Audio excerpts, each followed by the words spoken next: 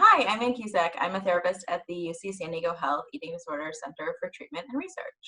And I'm Leslie Anderson, also a therapist at the UC San Diego Eating Disorder Center. And we're back with more DBT skills use. DBT skills to use. During the time of the pandemic. And all of our skills, as usual, are from the DBT skills manual, which we highly recommend. And today we're going to be talking about wise mind, which is one of the basic fundamental skills in DBT. Wise mind is the idea that we're all in some state of mind all the time, except maybe when we're sleeping. Hundo P, all the time. Hundo P? Hundo P, like 100%. I've never heard that. Okay, so Hundo P, we're in some state of mind.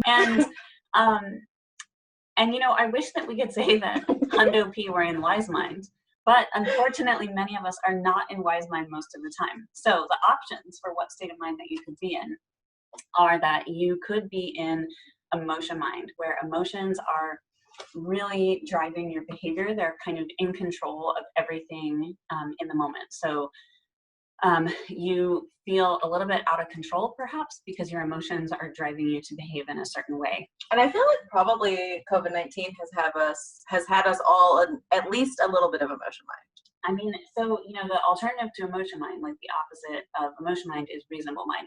I feel like I'm generally a reasonable mind person, but oh my gosh, this whole pandemic thing has really like upped my emotion mind levels significantly. There's just so many more emotions about everything. And it's like, well, what are the primary new unwanted emotions I'm experiencing? Like all of them, right?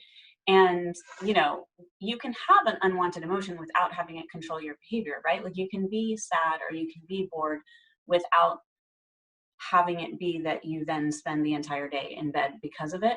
But I think emotion mind is really that moment where you have the urge to do something that may or may not be effective because it's driven by your emotions. And by the way, I would say that I'm someone who's in reasonable mind most of the time. However, Anne here I'm not. is not. I'm definitely someone who's in emotion mind a fair amount of the time. I definitely have some wise mind moments.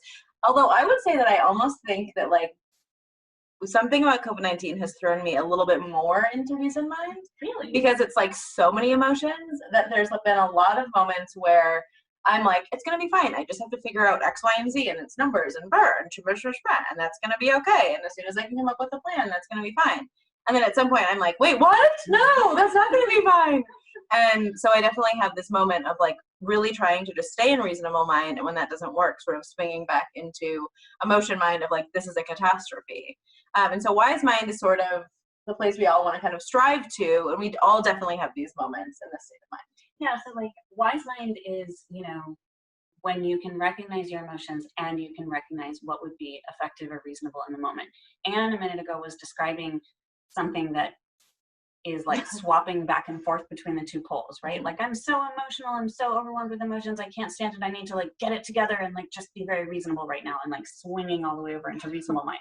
But nobody can stay in reasonable mind when they're like forcing themselves to. It's sort of like, you know, I don't know, trying to keep a volcano from exploding, right?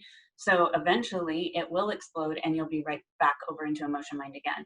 And I want to be very careful not to imply that emotion mind is a bad thing. Anne is correct that she is in emotion mind a lot of the time. And that's one of my favorite things about her, is that you can tell what she's feeling. She's very expressive. She's very enthusiastic about things, because the thing about emotion mind is that sometimes it's positive emotions that are driving your behavior and making somebody, you know, more expressive and more sort of motivated to engage in certain things.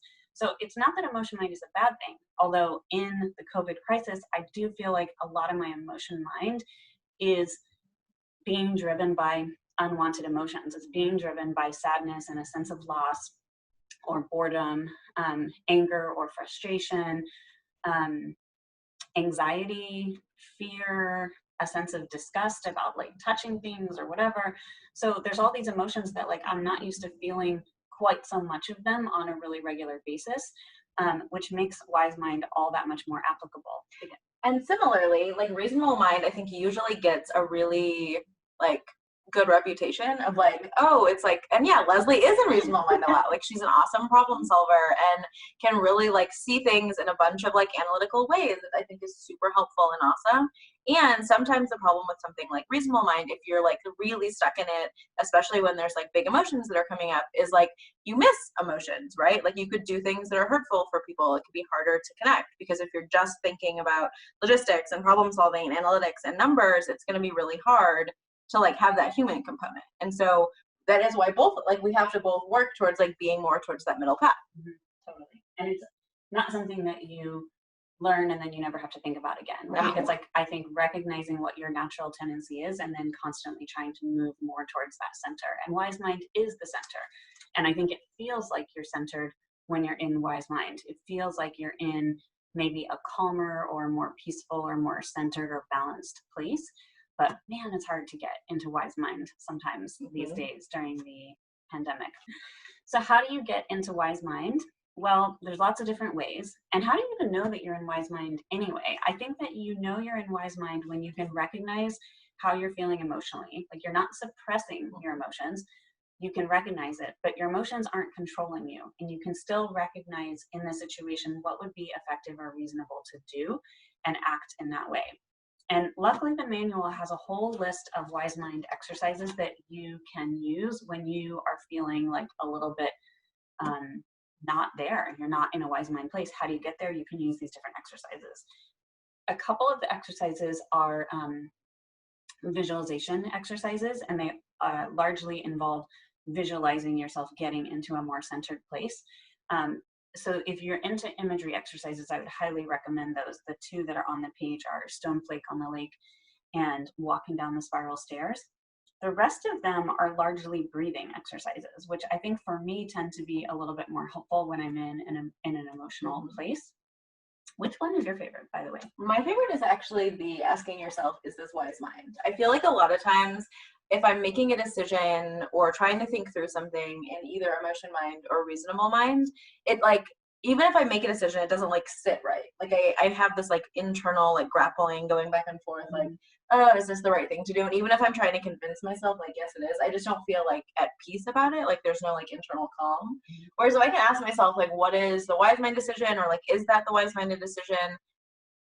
And when I can like answer that, act like in a place that feels like right for me, it's like, oh, that actually is wise mind. So it's also a really good way for me to point out when I'm not in wise mind. So, you know, I agree. This is one of my favorite skills. And I started thinking a while back about how it would be really cool to have a bracelet. Like, remember how those bracelets used to be really in style that said, what would Jesus do? Like, to have a bracelet that said, what would wise mind do? And at some point, one of my students actually she had some bracelets made that said, what would wise mind do? I was so disappointed that I couldn't find any of them to show you in this video. But I just thought it was the coolest thing to have it around your wrist at all times, asking you, what would wise mind do? And sometimes I ask myself, what would wise mind do? Like, would wise mind yell at my husband right now? And the answer is no, absolutely not. And sometimes I go ahead and do the thing anyway, but at least I know that for that second or a couple seconds that it took to ask and answer that question, at least I was in wise mind for that moment. And I think sometimes asking myself, like, what would wise mind do? Even if I choose not to do it, it can then help, like, identify the state of mind you're in and then other skills to use. So even if you're like, I'm not going to not yell at my husband right now, like I'm not committing to that, maybe I'm like, I am committing to going outside for like 3 minutes to try to like take a breather before I decide if I'm going to yell at my husband or not. That would be very wise. Exactly. And you know, I think that the other wise mind exercise that I really like on here is breathing wise in and mind out. So this is really simple. Oh, that was a very good. Thank you. Yes. So no, she didn't say anything, obviously, but in her mind, like her thought bubble, you know, like bubble, bubble, bubble, it was like wise mind, wise mind. And do you feel wise-minded already? Much more. No pee. You might have to do this, you know, for a little while. But I really like it because it's a reminder to slow down and focus on your breath. And it's also, to me, very calming. It's almost like this mantra that kind of gets you in touch with your wise mind. So that's a really easy one to break out. And again, it's not about some sort of like complete sea change in how you are forever. It's just about, hey, in this moment, maybe I'm having the urge to do something that isn't wise-minded. How can I deal with that in a very tangible way? You can take some breaths and you can focus on the words wise and mind. So maybe the next time you get invited to be on a Zoom birthday party or a Zoom call and you're like grappling with if you actually want to do that thing or not, this might be a great opportunity to ask yourself, like, what would wise mind do? Like, is this wise mind?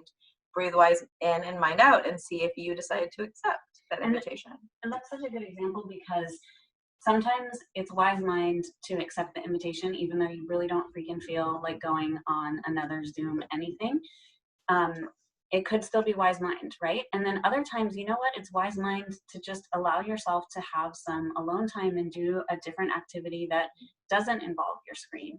And nobody can really tell you that answer. So it is really about taking some deep breaths and asking yourself, what would wise mind do? And not just jumping to a conclusion based on like your immediate gut reaction. So that's wise mind. You will have so many opportunities to practice wise mind during this pandemic crisis. So, hey, I guess that's silver lining. Silver lining. So wise mind lining. Yeah. All right. Well, we will be back with more skills very soon.